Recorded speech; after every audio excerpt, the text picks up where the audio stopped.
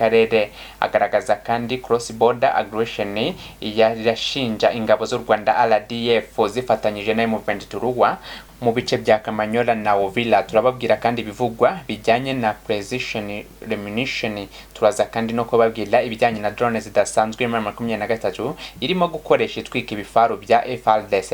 Ibyo gusa rero turaza kugaruka tugene Goma tubabwira ibiri kugenda bivugwa mu birometero bine gusa, nyuma yuko gusa bimenyekanye ko uwitwa Magolo wa Paluku bavunga akabali communication ad voice. Byinshi bigiye bikomeje mu kuru rugamba ku mirongo y'urugamba, tuba turi imbere cyane kandi amakuru yizewe ntahandi wayasanga uretse ku Mwitsi TV. Mukomeze rero kugubwa neza kandi mwibuka gukora subscribe kugira ngo tujye turushaho kubana gatanu ku kandi. Mwitsi TV.